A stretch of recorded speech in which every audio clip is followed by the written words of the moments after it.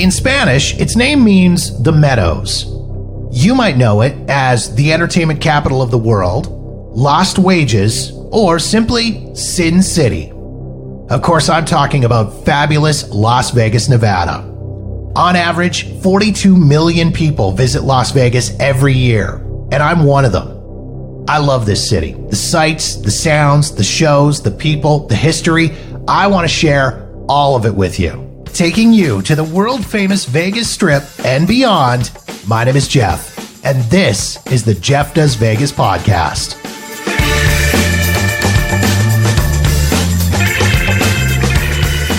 Hey there, and welcome to episode number 50 of the Jeff Does Vegas podcast.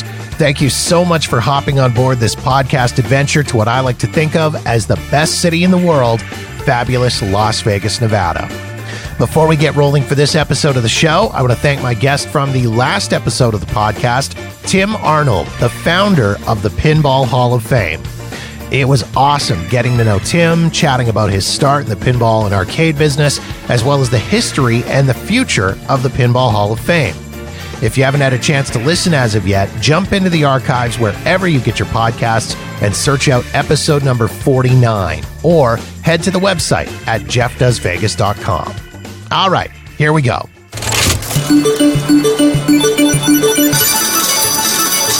This episode, it's another world-famous Jeff Does Vegas trip report. It's a rundown of my most recent trip to Las Vegas from January 11th to 14th, 2020. Trip number 1 of the year. As in past trip reports, I'm going to run through a few highlights and lowlights of the trip, including my hotel experience, a rundown of the restaurants that I hit up, and a couple of attractions I checked out as well. And as usual, I've also got a few extra tidbits to share, including some tips and tricks that might help make your upcoming Vegas vacation more enjoyable. So, without any further ado, let's get to it. As in my past trip reports, I'm going to begin with my hotel, which in this case also includes my hotel booking experience. Initially, I'd chosen to stay at the Linq, which I was rather excited about. I'd heard good things about the property, the location is great, they've got a ton of great on-site amenities, and the value was really good. Most importantly, I've never stayed there before, so I was looking forward to having a new hotel to review for the podcast. It ended up that I was going to be able to head to Vegas a day earlier than I'd planned, so I decided to call them up to see what it would cost to add an extra day to the start of my trip. I've done this in the past, and I've never had an issue with getting it done. Totally different experience this time around. After the agent put me on hold to check on availability, she came back and told me that the type of room that I'd booked originally, a deluxe king room, was sold out for the Friday night. But they could put me in a different room type, a deluxe 2 queens for $117. My first reaction was that price seemed a little steep to me. I mean, I get it. It's Friday night in Vegas and room rates are generally a bit higher. But just as I was about to bite the bullet and say, okay, she hit me with this little nugget. Because the room type was different than what I'd originally booked, I'd have to check out of the new room on Saturday morning and then wait until Saturday afternoon to check back in to my original room type. I told her I was willing to stay in the new room through the whole weekend. I was traveling solo and really didn't care what type of bed I had, but she kept telling me that wasn't possible. Now, here is where I'm going to come across as a bit of an asshole. I don't like to play the "don't you know who I am" card ever. I worked in retail and customer service for enough years to deal with those types of people myself, and I always hated it. But in this situation, I felt it was somewhat warranted. As I've mentioned in past episodes, I am Diamond tier with Caesars Rewards. With that tier comes a certain level of expected service in addition to the other perks and bonuses. So I flat out asked her, "Is this how you treat all your Diamond members?" See, I told you I was going to end up sounding like an asshole. There was a brief pause. She apologized and put me on hold to go speak to a manager to see if there was anything she could do. Meanwhile, while I was on hold, I jumped onto the Caesars website to start looking at rates at other hotels for the same dates. In my search, I came across the Flamingo, where I could snag a king go room for an average rate of $40 a night. She came back on the line a short time later and explained that there was nothing they could do for me other than to remark my reservation that I'd like to stay in the same room, but that my expectation should be that I'd be changing rooms after the first night. I again reiterated to her that I didn't think it was reasonable for me to have to be going through the hassle of moving rooms, especially when I was being charged $117 for the extra night. I then asked the agent on the phone if she could assist me in canceling my reservation with the Linq and moving me over to the Flamingo for the rate that I was seeing online. I was told in no uncertain terms, no. So I politely ended the call and ended up self-serving the cancellation at the Linq and rebooking the Flamingo. Now, as it turned out, my flight into Vegas on Friday night ended up being super delayed. I didn't get into town until after 11 p.m., meaning that I wasn't checked into my hotel until after 11:30 p.m. Honestly, I'd have been super pissed off if I'd paid $117 for less than 12 hours of use of a room, especially if I'd ended up having to change rooms in the morning. So, as mentioned, I ended up staying at the Flamingo, where I've stayed numerous times in the past. As such, I won't go into too many details on the room, but if you're after something a little more in-depth, check out episodes number 1, number 10, or number 31 of the podcast. This time around, I was given a king go room on the 22nd floor of the resort tower with a strip view. I can honestly say this was a room that was definitely showing its age. Some of the wallpaper was starting to peel. There was water staining on the walls in the bathroom. The carpet looked extremely worn, and the furniture in the room just looked old and a bit beaten up. The walls seemed much thinner than I remembered. I could clearly hear my neighbors' morning routines, and there was a weird smell coming from the sink drain, like a stagnant water smell. On the positives, though, the staff was super friendly at check-in, the bed was amazingly comfortable, and of course you can't beat the Flamingo when it comes to location. You're basically dead center of the strip with access to everything you could possibly need. As such, in spite of all of its warts, the Flamingo remains at the top of my list of recommendations for hotels in Las Vegas.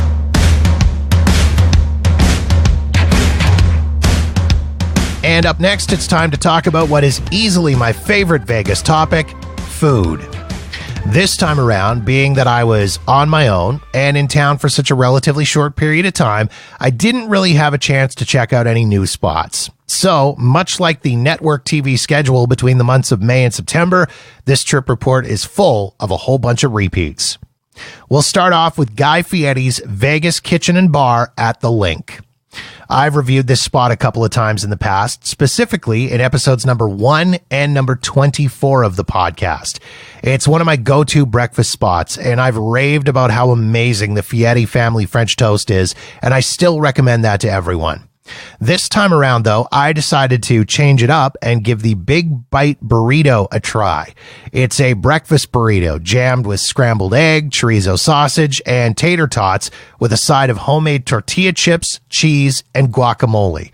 I paired all that up with a coffee and a very generous pour of Bailey's Irish Cream.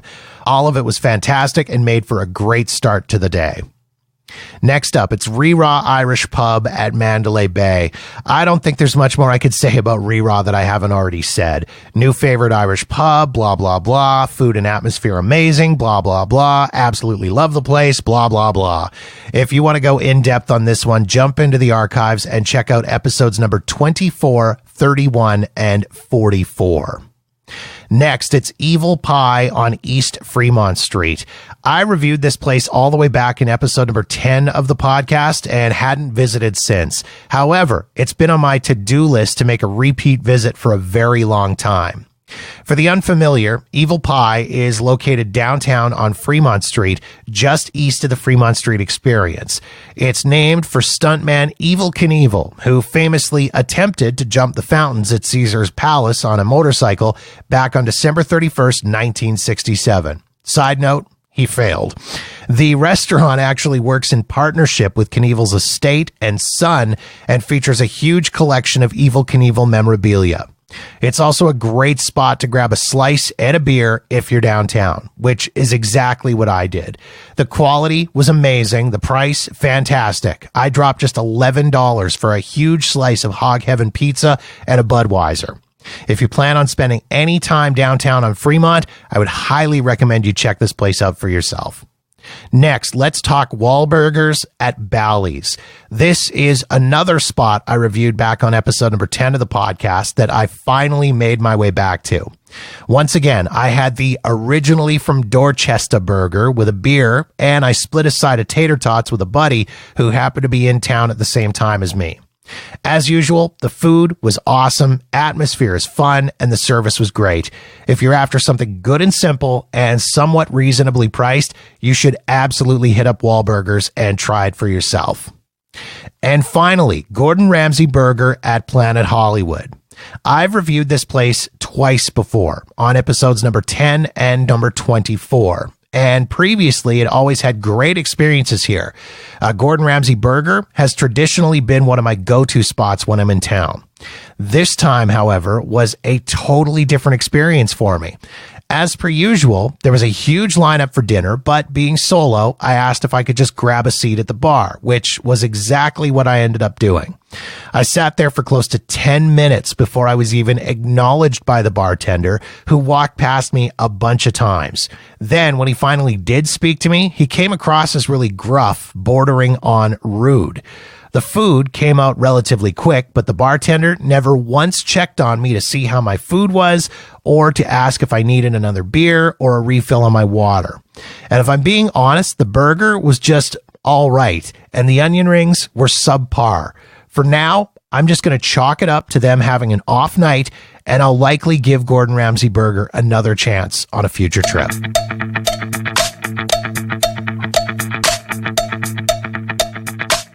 Next up, let's talk attractions. I spent an unusual amount of time downtown on this trip. As regular listeners to the podcast are aware, I'm not a huge fan of Fremont Street. I know the prices are better on food and drinks, and the odds on the slots are allegedly better, and there's a lot to see and do downtown, but I've always just preferred to stick to the Strip, unless I had to head downtown for something specific. And on this trip, I did. MJ and Bree are the hosts of the Keeping It Casual podcast, a sex-positive dating and relationship podcast, and they live in Las Vegas. I always love connecting with fellow podcasters, and if there's a way that I can get them on my show, I will absolutely take advantage of that. I enlisted the ladies' help to chat for an upcoming episode about planning girls' trips to Las Vegas. We initially planned to connect on the Strip, but they convinced me to come meet them downtown instead. We headed to the Downtown Container Park, which for the uninitiated is a really cool shopping and dining area just east of Fremont Street Experience. The entire complex is made out of old shipping containers stacked together. There's a ton of unique food vendors and tiny little boutique shops, as well as play areas for the kids and some very cool entertainment. There's also a giant metal praying mantis out front that shoots fire out of its antenna. And in addition to all of that, Container Park also plays host to live entertainment events on a pretty regular basis. For the ladies and I, though, it was just an awesome spot for us to sit outside, enjoy the sunshine, do some people watching, and have a great conversation. Be watching for that episode to release in the next few weeks. And if you want info on Downtown Container Park, visit them online at downtowncontainerpark.com. I'll put the link in the show notes. On this trip, I also headed downtown to visit one of my favorite spots, the Mob Museum. AKA the National Museum of Organized Crime and Law Enforcement, the Mob Museum is consistently one of the top attractions in Las Vegas, with great reviews on both TripAdvisor and Vegas.com. If you're at all interested in the history of organized crime in the United States and around the world, as well as specifically how it relates to Las Vegas, you need to go see this place for yourself. If you do add the Mob Museum to your itinerary and it's your first visit there, plan to spend lots of time, like a minimum of 2 to 3 hours. It's packed with tons of amazing artifacts and exhibits, like the St. Valentine's Day Massacre Wall and Al Capone's phone booth, as well as lots of great history and info and some very cool interactive experiences, including the Crime Lab and the Firearms Training Simulator and Use of Force exhibit. They're also home to The Underground, a legit reproduction of a Prohibition-era speakeasy where you can grab a drink or two and check out the moonshine stills. Base admission is $29.95, and if you're wanting to add the firearms training and or crime lab to your visit, there's a slightly higher admission price for those experiences. However, if you hunt around online and search Groupon, you can usually find reduced admission tickets. And if you want to dive deep into the museum and mob history in Vegas, jump into the archives and check out episode number 22 of the podcast, Mob Rules, for my interview with Jeff Schumacher of the Mob Museum. All right, this short little trip report is pretty much done, but before I go, I do have a few random things I want to share.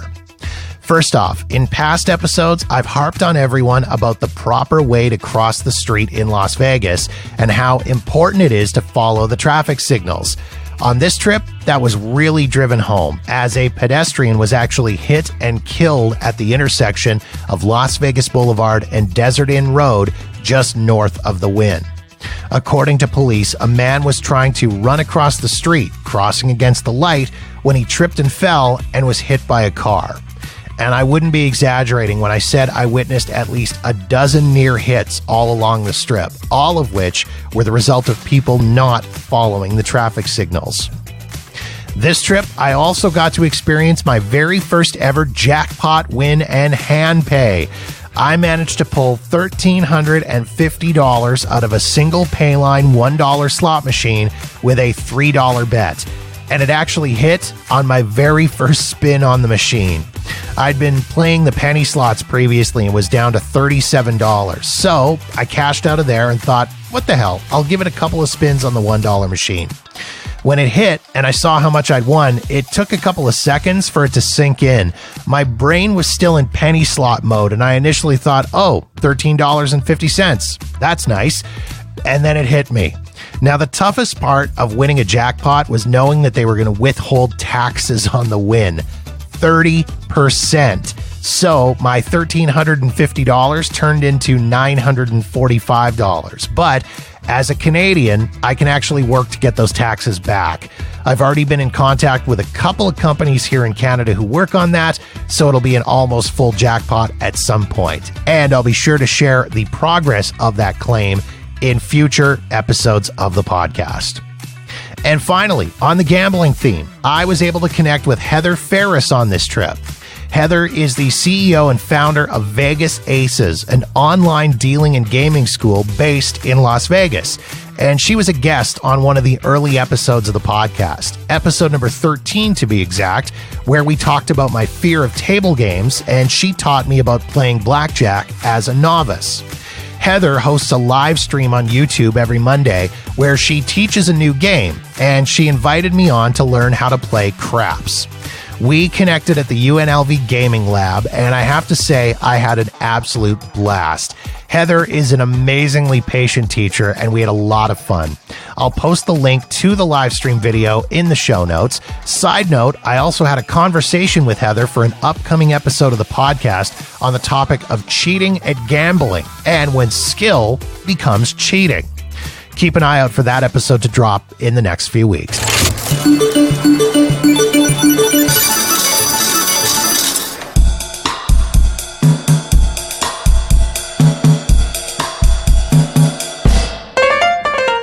And that brings to a close another episode of the podcast. If you've got feedback on this episode of the show, or any other episode for that matter, or you're looking for suggestions for your own Vegas vacation, please feel free to reach out to me via Facebook, Twitter, or Instagram at Jeff Does Vegas. You can also drop me an email directly at jeff@jeffdoesvegas.com. In the meantime, thank you so much for checking out the show. Be sure to subscribe for free wherever you get your podcasts so you'll know the moment new episodes are available. And don't forget to visit jeffdoesvegas.com for past episodes and show notes, including links to everything mentioned in this episode of the show. My name is Jeff, and this has been episode number 50 of the Jeff Does Vegas podcast.